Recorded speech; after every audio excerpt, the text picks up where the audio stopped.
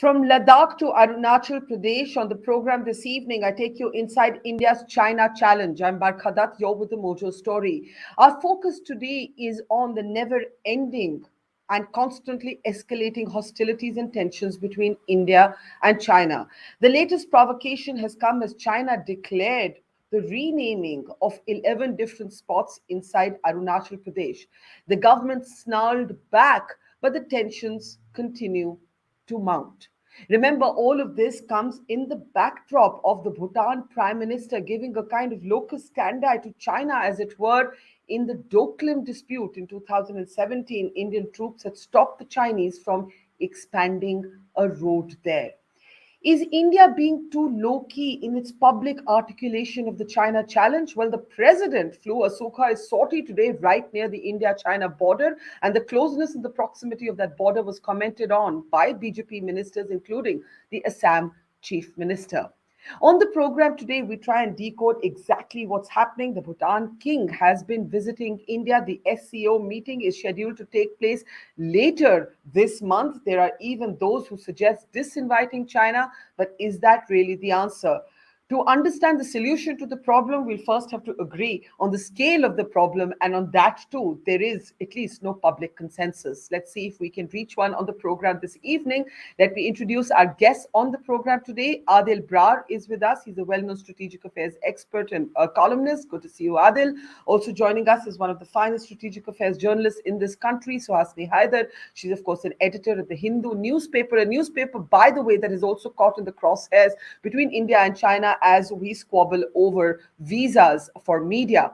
Also joining us is military veteran and strategic affairs analyst, General Narasimhan. It's good to see you on the program, sir. And finally joining us is veteran diplomat, Ambassador Dilip Sinha, who has an upcoming book soon to be released on China and, in fact, to be precise, Tibet.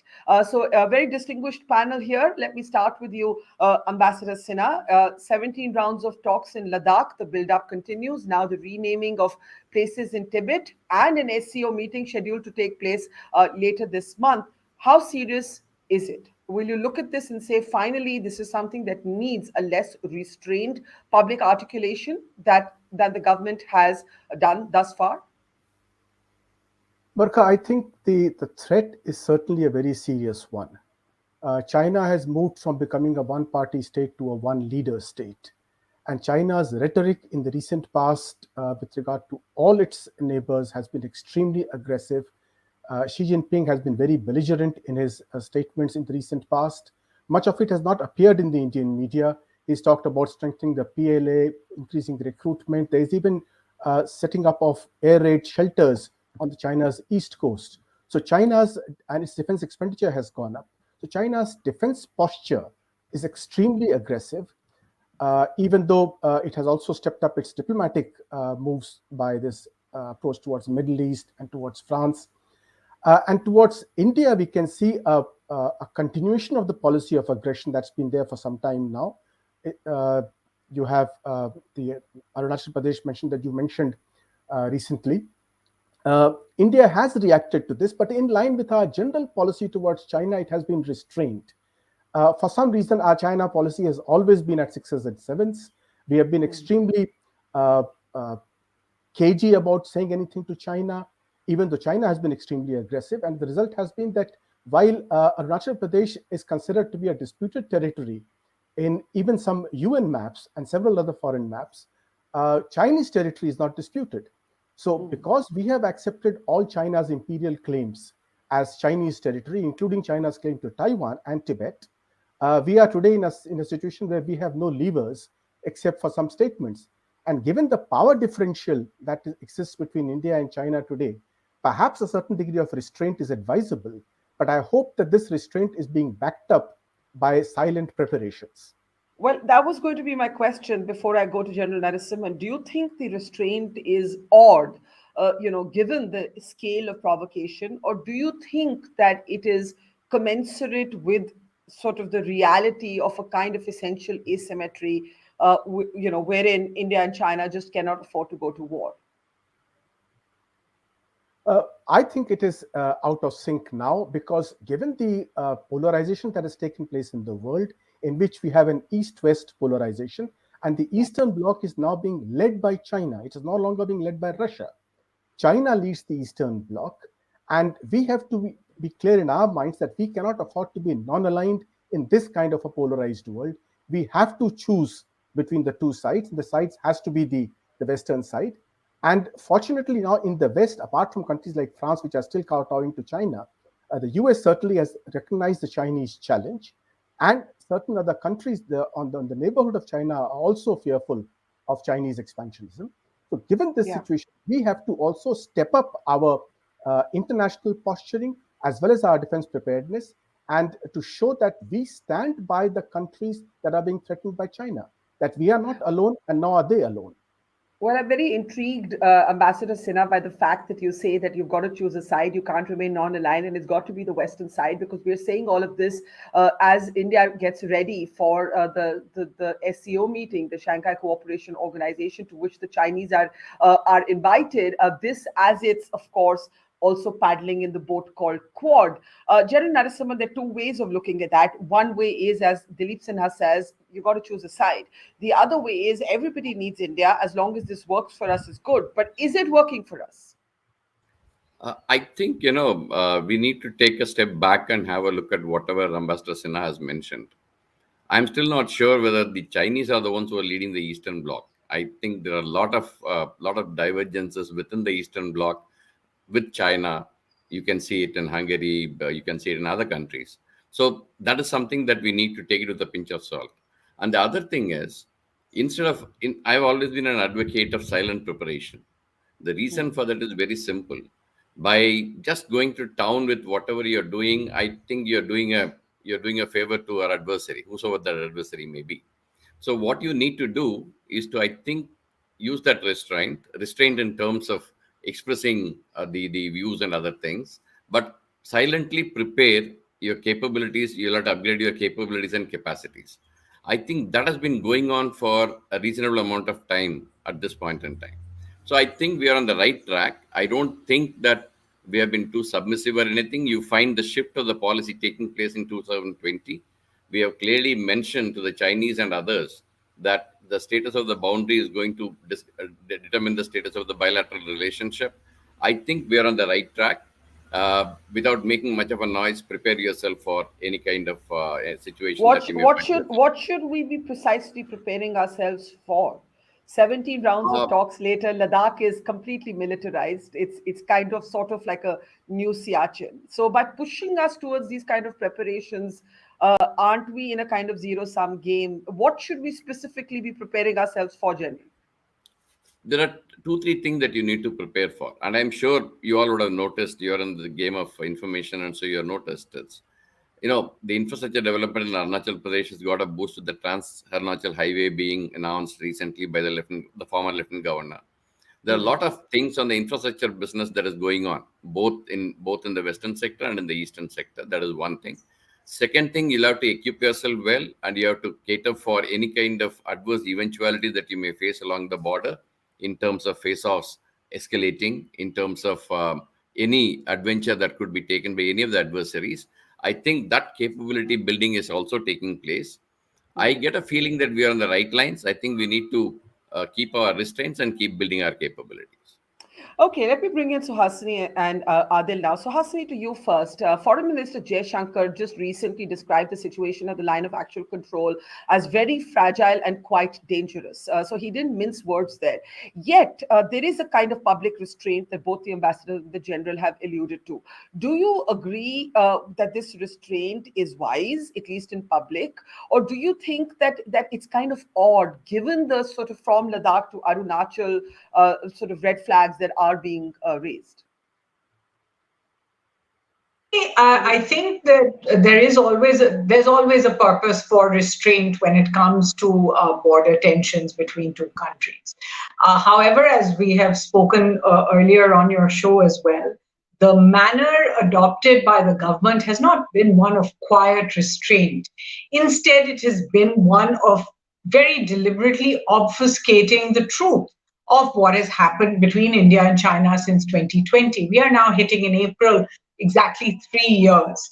since Chinese forces, the PLA, apparently amassed its troops, transgressed parts of the Indian boundary, carried out operations there, built infrastructure. We know that the Galwan clashes were the deadliest clashes, the first such clashes in more than 4 decades. And we still don't have a real accounting from, and you're looking at some of those pictures there, the build-up, the three-pronged strategy by China, whether it is to lay claim on territories, whether it is to, like we saw with Arunachal, renaming places in other people's territories with Chinese names, or whether it is building these small border villages, which then lie alongside China's own legal system, which says that you must, where Chinese populations reside, that's we can lay claim to them. So what I'm trying to say is there is this very decided strategy coming from China. And from the Indian government side, from the Modi government side, we have consistently not been told exactly what is happening. There is this kind of very, very, sort of translucent language, if I may say, that describes things like China changed the status quo or attempted to change the status quo.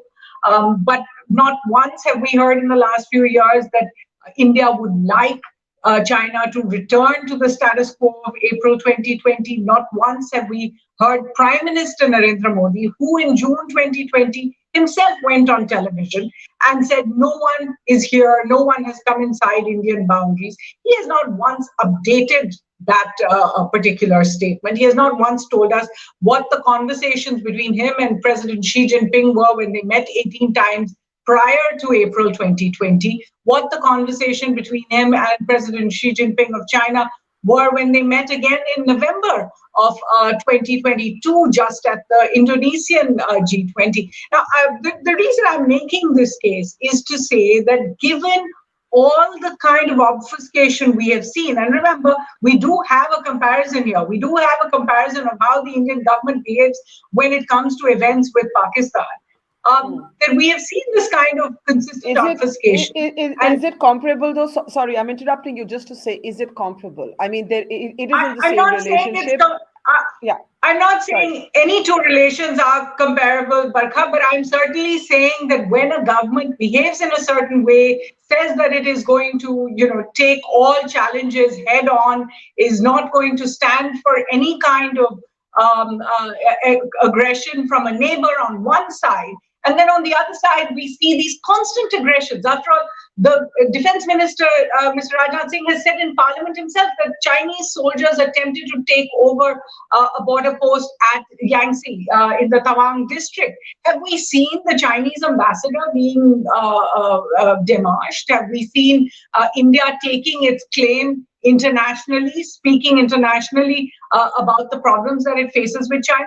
No. So I'm just saying that there is a disconnect, if you like, between what some of the other panelists refer to as a kind of welcome, quiet restraint. But there's a disconnect between that and actually what we are seeing on the LAC, and that I think is something of alarming concern. So those are strong words from Suhasini, and I want to bring in everybody else on this immediately. Adil, let's just bring you in and then I'll go around the panel again. Do you agree with Suhasini that restraint is one thing, obfuscation and denial is the other? Of course, the government could make the argument that we may not be having this argument in front of everybody on camera or on the global stage, but we're having this argument behind closed doors. We don't know. The point is we simply don't know. Adil, go ahead. Thanks for the question, Barkha. I think the return on this kind of restraint policy that we have is now diminishing by day as we speak.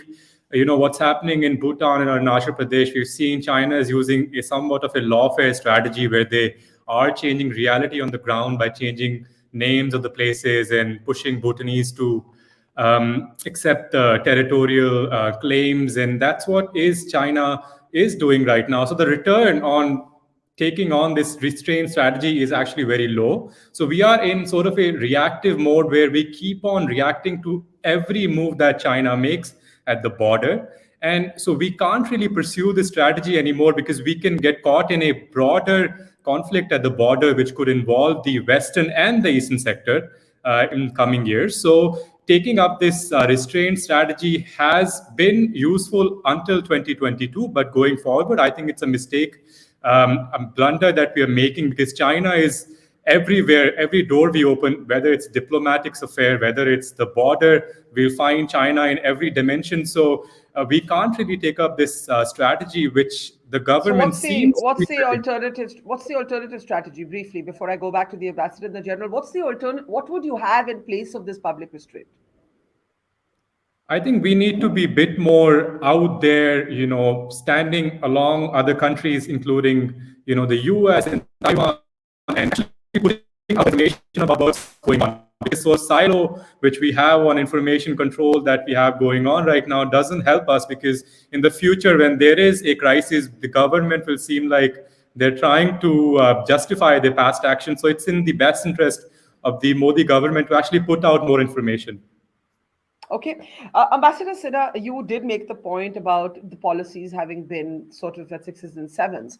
Do you agree with both Suhasini and Adil that this sort of public restraint, what Suhasini actually calls deliberate obfuscation, or at least obfuscation, this isn't working and it's very difficult to understand given the scale of provocation? Or do you have a sense, as a sort of veteran diplomat, that there could be things happening behind closed doors that we're not aware of? Well, listening to Suhasini, I'm reminded of India's policy in the 1950s, where there was similar obfuscation. And there's been a cardinal principle that we have followed with reference to China, which has been, do not provoke China. Because somehow we have this feeling that if we provoke China, China will be all over us and destroy our entire country. So this has been the cardinal principle of our foreign policy with regard to China. Now, what we need to do right now is that, given the power differential, both in terms of the economy and the military, we have to, as the general said, prepare ourselves militarily and strengthen our economy, and this should be done quietly. But what is important equally is that, given the power differential, we need allies against China. And China threatens other countries as well. It is important for us to build relations with these countries so that China realizes that any threat to any one of these countries is a threat to all the others. And that is the only way China can be restrained by India today.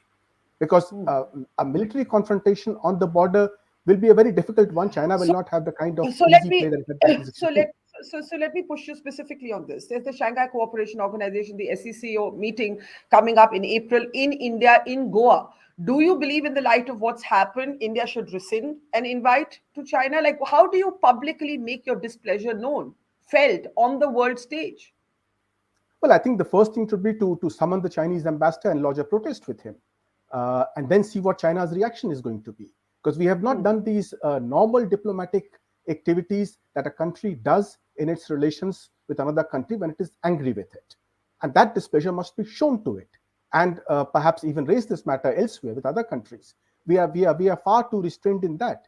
The restraint should not be in terms of the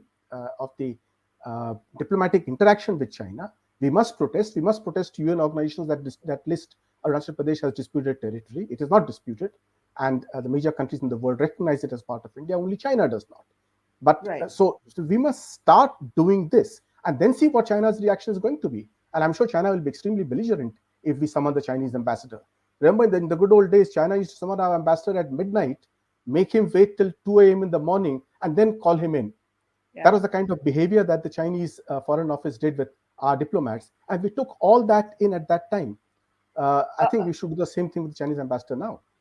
So, General Narasimhan, I mean, I guess a parallel that comes to mind is how we reacted, and correctly so, when Khalistanis vandalized the flag at our High Commission in London. We saw that as absolutely unacceptable. We downgraded the barricades outside the British High Commissioner's residence. We summoned everybody who needed to be summoned, and we made a whole lot of noise over it. I guess the question that all of our three guests are asking is, where is that noise? Why aren't we making at least more noise in public on this? General Narasimhan? Yeah, there are 2-3 points. Can I just add on a couple of points in a reaction to Adil as well as Suhasini? Please. Generally, the tendency seems to have been to say that there has been a lack of information. That probably has has actually heard the analysts, many of the analysts actually. I keep hearing from many of them. That is one issue. Second thing is you draw a comparison between what happened in a High Commission in London and a bilateral issue with China. So the issue is that we have always said we will deal with India-China relations bilaterally. So while we look for partners for various other issues, but I don't think we are going to discuss this bilateral issue with anybody else to come into and play a role in this. So we need to draw that particular differentiation in this particular aspect. The other thing that that came up during discussions is you need to probably go closer to US. You need to probably have partners, etc. Allies, I don't think we are looking for allies, but we will go for partners. This is what we have been always saying, and we have been going for partners. And you look at the relationship with the US. Adil mentioned about this. Please look at the way it has progressed from 2005 onwards, and look where it is today. We have signed all the foundational agreements. The nuclear suppliers group waiver was done. Defense cooperation agreement has taken place. There's a lot of equipment that has come in. I think we have gone a long way on that particular route. I think what we are also doing is not following non-alignment, but what we are doing is we are taking decisions based on our interest, and issue-based kind of decisions is what we are taking at this point in time. And that has stood us in a good stead, as you can see it.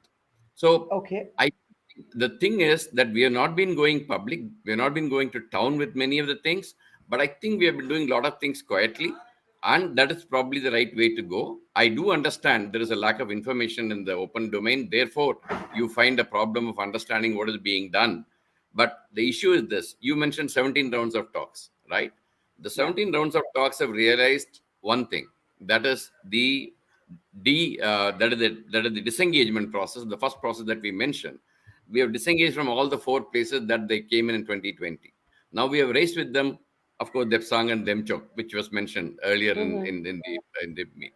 So the issue is this. There has been some progress. Yes, that progress may not be to the liking of many people. That's a different issue. But there has been a progress. The also mention was made about 50,000 troops on either side being amassed in that particular area. Now, that is the second step process that we have mentioned. The second step was the de-escalation. There was somewhere down the line I mentioned that we didn't mention pre-April 2020 positions. If you are now progressing on disengagement and de-escalation and then going on to the third step, what does that mean? It means exactly what we meant at that time. So the problem is we need to put the puzzles in place to understand actually as to what is going on. I think I maintain this, what I mentioned earlier, and this name changing business. They have not changed names only here. This is the third time they're changing the names in Arunachal Pradesh. This is not the first time. And just because they change the name doesn't mean Arunachal will become part of them. We will maintain that Arunachal is ours, and we will ensure that Arunachal is with us.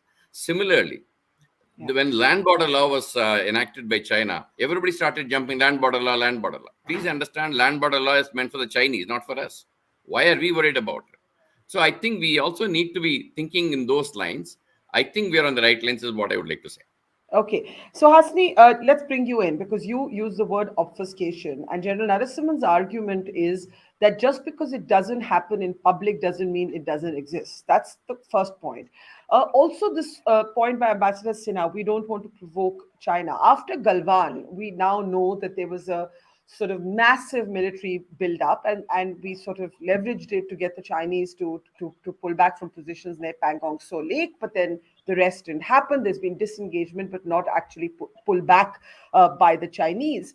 But this border dispute has been long and complex for years. What feels different about it today, and what feels different, if anything, about the Indian response? Well, I think to start with, and I would humbly beg to differ from General Narasimhan, analysts are not hurt. This is a question of the citizens of India, and unlike China, India is a democracy. So when something that threatens India's borders of the sort of standoff we have seen over the last 3 years does take place, I don't think it behoves any of us, let alone analysts, to be pretending that we should not worry about them because these things are being taken care of somewhere else.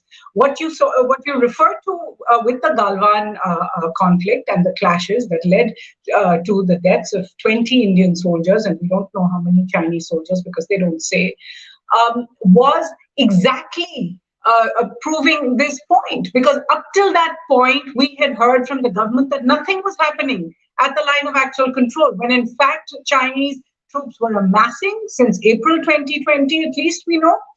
They were taking positions along the line of actual control, outside of their boundaries and inside ours, and they were denying patrolling access to Indian troops for a very long time. Now, if it took Galwan to tell us that, surely since then we would have been entitled to a little more information about what is happening over there. When a police officer in Ladakh writes a report that is used in the MHA's own conference and says that we have lost our access to nearly half of 65 patrolling points, then then the reaction to that report is not to explain what has happened and why India has lost that access. The reaction seems to be, let's just take it down from the website it was put up on and not talk about it ever again.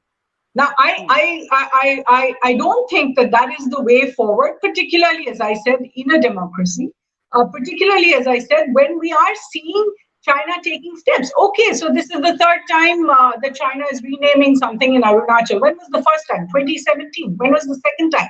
2021.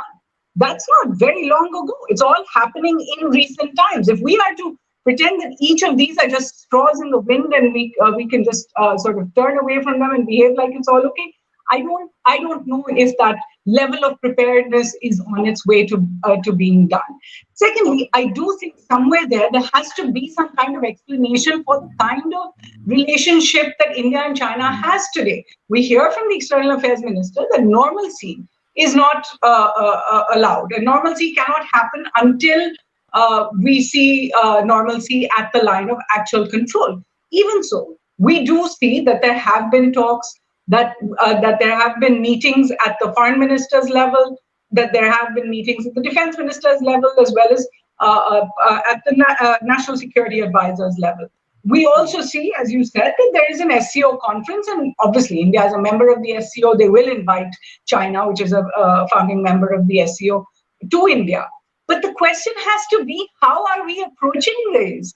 Is it going to be that the Chinese foreign minister, as he did for the G20 foreign ministers meeting, will come? There will be some discussion between him and the foreign minister on the line of actual control, and we move on. There'll be another meeting, presumably in Goa. President Xi Jinping is invited not once but twice to India later this year. Are we just going to pretend that yes, it's okay, it's all in a multilateral context, but we don't have to actually move forward on what is obviously a concern? If Indian Jawans are having to man this 3,500 kilometer boundary year after year in ways that they have not had to before, if there is going to be some kind of impact on India's military resources when it comes to the China threat, and that could impact other things as well. We do know that there have been parts of the army that have been moved from one LOC to the LAC. The truth is, I don't think we can look away, regardless of how much we are told from the top that everything is okay. Let's also, Adil, talk a little bit about Bhutan and Doklam. We had the king of Bhutan in town, but he came against the backdrop of the Bhutan Prime Minister actually suggesting that China had an equal say in what happens next in Doklam. Now, satellite images have long shown China's build-up. We can play some of those images, Adil. How concerned should we be about the Bhutanese, a long sort of close friend of India, making this kind of public statement? Obviously, there was some damage control after the King of Bhutan's visit, but how do you see those public utterances? Can we unmute Adil, please?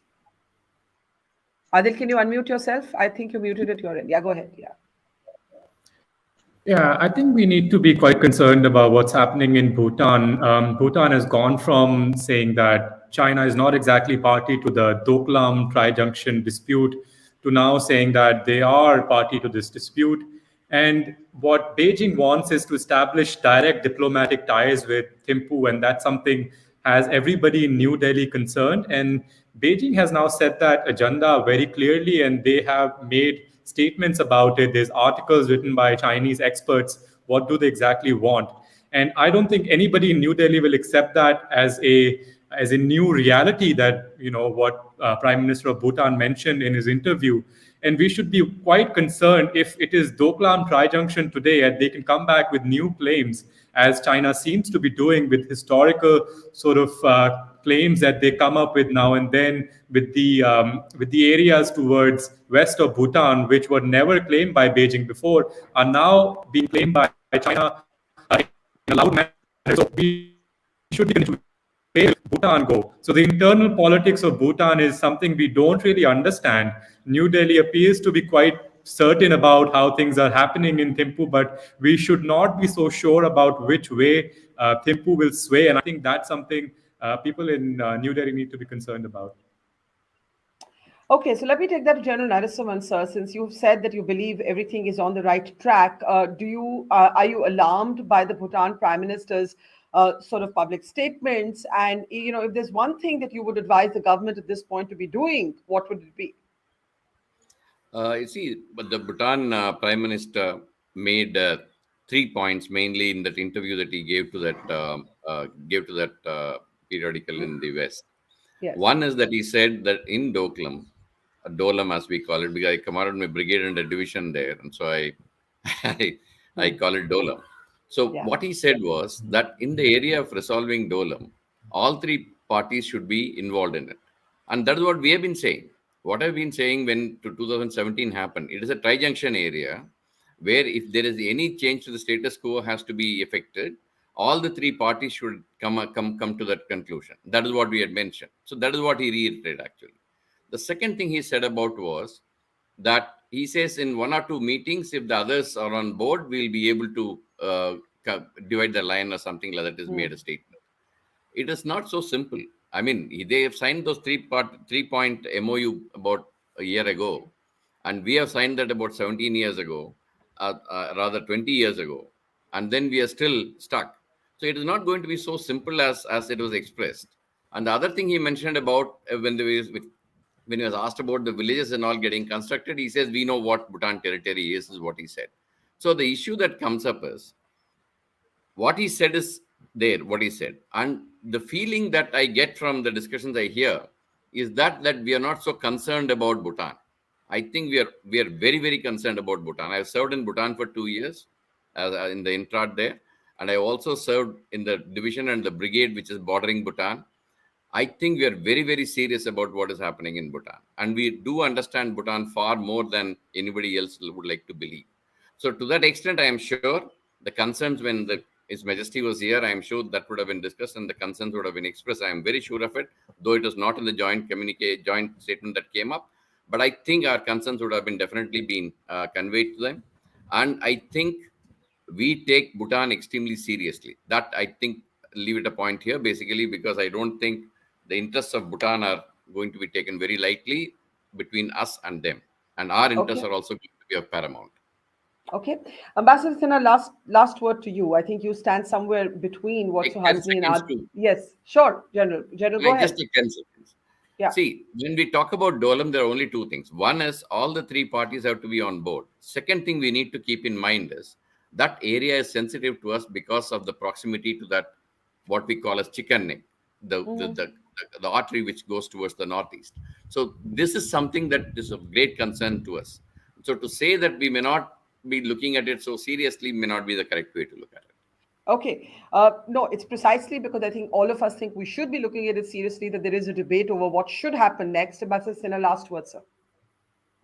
Well, I hope that we are taking all these things very seriously, but it is important to ensure that the diplomatic protests that are normally made when a country feels offended are done. We cannot keep treating China with kid gloves or with fear. As you yourself mentioned, when things happened in England or in other places, we summoned their ambassadors. We did not do that in the case of China.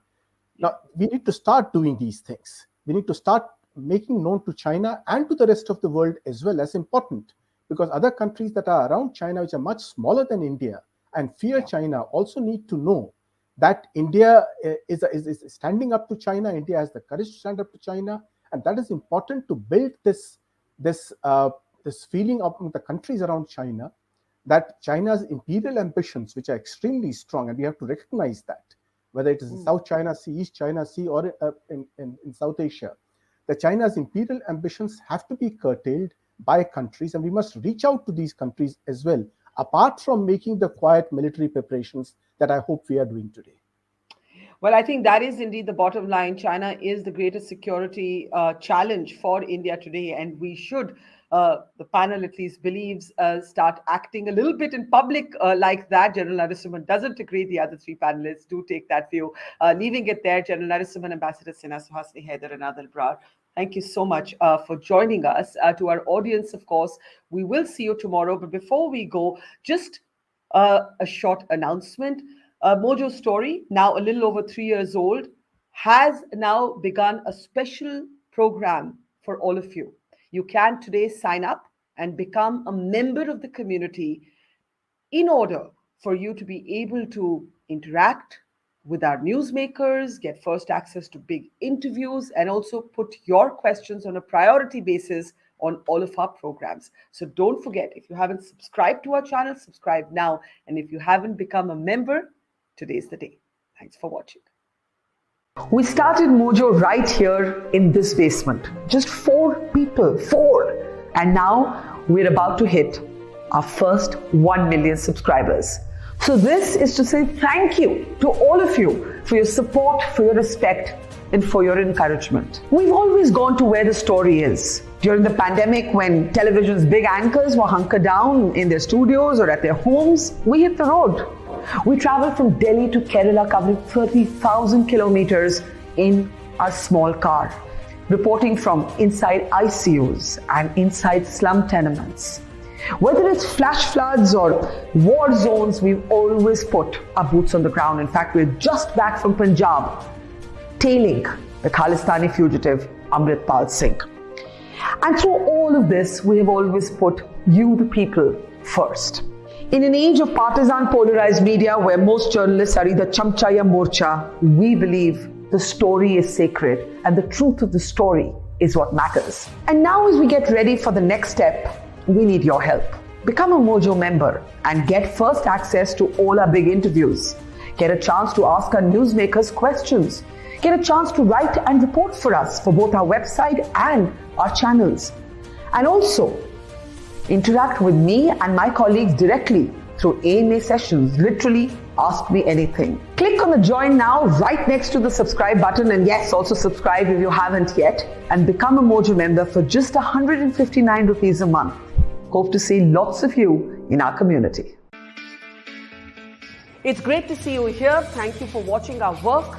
If you haven't subscribed yet, don't forget to click the bell icon and subscribe to Mojo Story and support independent, robust journalism.